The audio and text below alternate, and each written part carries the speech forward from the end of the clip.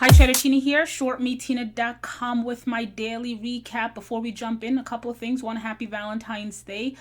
Two, take note that this is I'm actually recording this video before the market closes on a Friday. So the market closed at 4. It's around 11, a little after 11 a.m. Eastern time. So depending on when you actually listen to this video, the closing price might be a little bit different than the price that you're seeing now. All right. Anyway, thank you for dropping by. Thank you for tuning in. Let's jump in and start off with the two stocks that I recapped yesterday. I'm going to try my best to at least sort of touch on the stocks that I did the previous day. So anyway, kicking it off with ticker GNPX and hourly chart. Stock is up about 75% right now. We had this huge run out the gate in the morning. You can see it's pulling back a little bit right now. I see a quote of 484. That's not really what I want to talk about. I want to go back to what I said yesterday, and feel free to listen to that video on Thursday.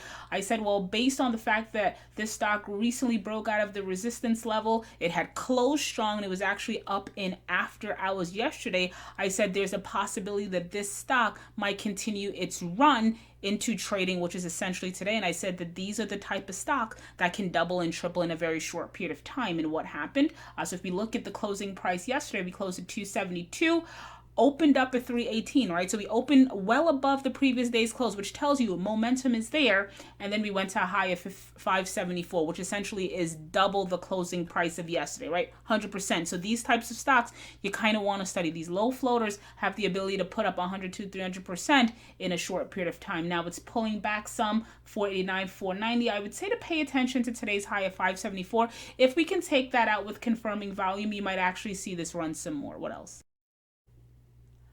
All right, and let's follow up with ticker SPWR. We're off about 3% on the day. So essentially what I said yesterday is pay attention to, as I always do, pay attention to how the stock opens up, right? So yesterday we closed at 882. Today we opened up at 895. So we opened up slightly above today's we opened up slightly above yesterday's closing price. You're probably saying, well, Tina, you told me that, well, if the stock opens up below the previous closing prices, the chances are that it's going to sell. If it opens up above, that's an indicator that the stock is actually going to appreciate that day. Yes, that's one part of it. The second part is obviously you want to pay attention to the low of the previous day, right? So the low of yesterday clocked in at 875. So granted, we did open up today higher than the previous day's close, but we took out yesterday's low almost instantly, and that should have been an indicator that although you had that little pop, that pop was not sustainable, right? So as long as we trade under yesterday's low of 875, for me, this potentially still has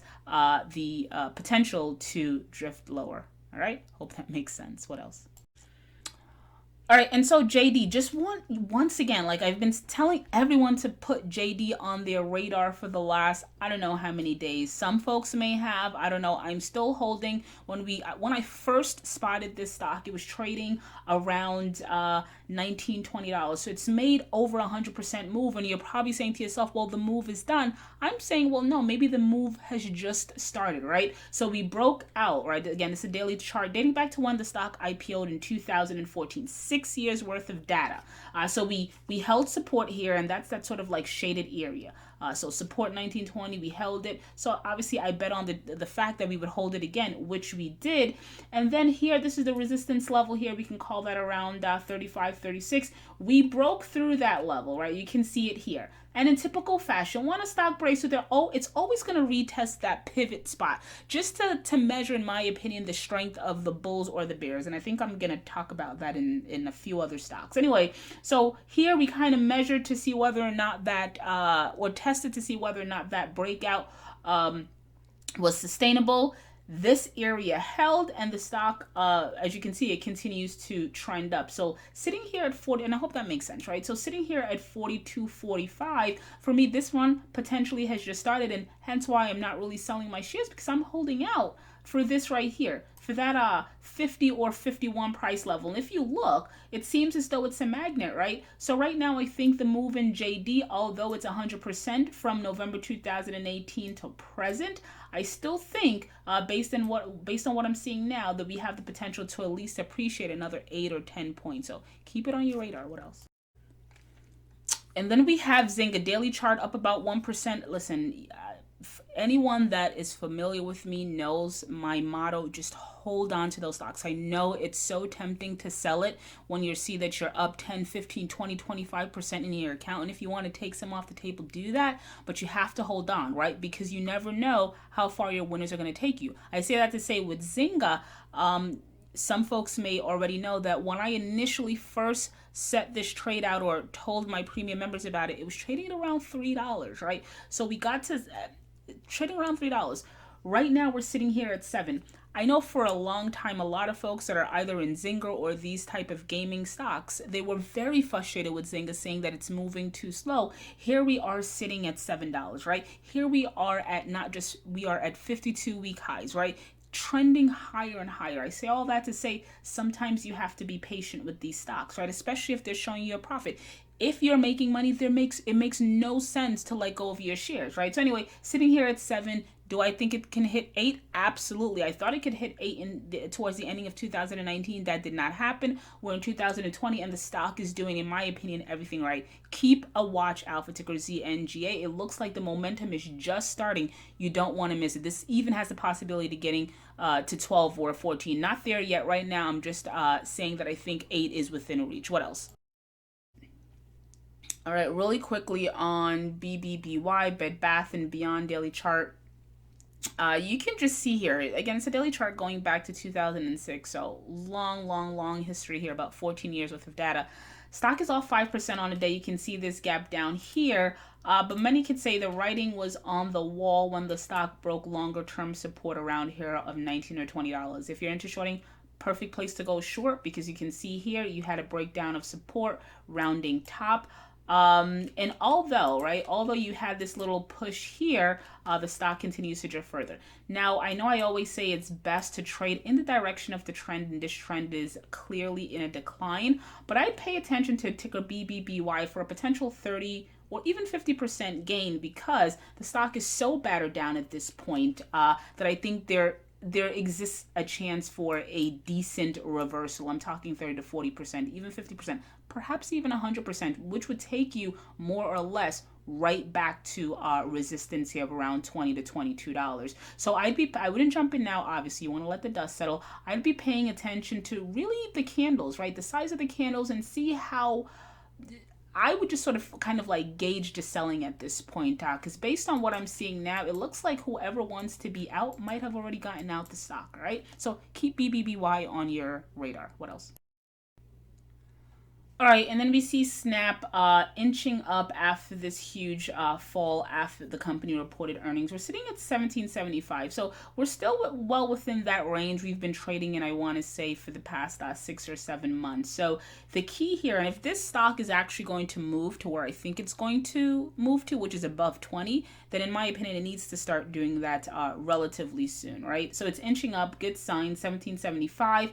For me, I'd be looking for a break above 18. If it can start trading above 18, and that would be representative of the new floor, I think we get an easy shot at 20, and at any point, this stock can revisit all-time highs of around $29. Again, we're not there yet. I definitely see Snap trading within the low 20s relatively soon for that to happen. However, we need to get above 18, and so far we're showing good signs that we might actually do that. What else? All right, and so we have Casper hourly chart. It's off about 2% on the day, and I've been tracking this for a while, and I'm actually in this trade. So had a nice pop, but you know me, I'm not taking a 9, 10, or 15% gain. I usually hold out for a lot larger, because that's just how I trade. Anyway, hourly chart is off about 2%. Now, the fact that it's pulling back, am I giving up on Casper? Absolutely not. I mean, it's a relatively new stock, so let it find its way. So sitting here at 240, I think it makes perfect sense for the bears, right, to actually retest that point of support that has held, right? And that support area, let's say, clocks in at around $9.90. So I think it's perfectly fine that the stock is pulling back. I think at this point, the bears want to measure the strength of the bulls, which usually makes sense when a stock has a pop. It's always going to gravitate to that area, right? So let's see whether or not the bulls in this particular stock is strong. If they are, it should stay above that $9.90 level, all right? Still long Casper. I still think that it has a shot at this point. What else? And disclaimer, let's see. I believe I said all the disclaimers except for Snap. I'm actually in Snap and I've been in it for a long time. For anyone who follows me, you know that I've been in Snap since around $9 or $10. Anyway, so ticker WORK, we're going to cap it with that. This is a daily chart, and again, full disclaimer, full disclosure, we took this trade in the premium member community not so long ago, but when the stock was trading around here, I want to say $19 or $20. So daily chart is up about a little over 5%. You can see here we had that breakout at the $24, $25 level, and I said more or less if it can sustain that, if it can remain above this level here, overall I think that the stock is good. So as long as it can stay above 24, 25, we are good. All right, so I'm gonna cap it there. Tina here once again from ShortMeTina.com. I know I'm rushing, but I have dinner reservations. Anyway, so if you enjoyed any portion of this video, do 3 things for me. 1, comment in the comment section, like, it gets this video out to people that are actually looking for the tickers that I just analyzed. 2, I do videos daily, so make sure that you are subscribed. And lastly, a lot of noise. Lastly, I've been trading for a long time, well over 20 years. So if you think you can learn anything from me right now, I'm hosting a free 14-day trading course. Then definitely head on over to our website, ShortMeTina.com. Sign up, become a member. Thank you for listening, and as always, thank you for support. Once again, happy Valentine's Day. Enjoy your Friday, enjoy your weekend. I'll see you back here on Monday.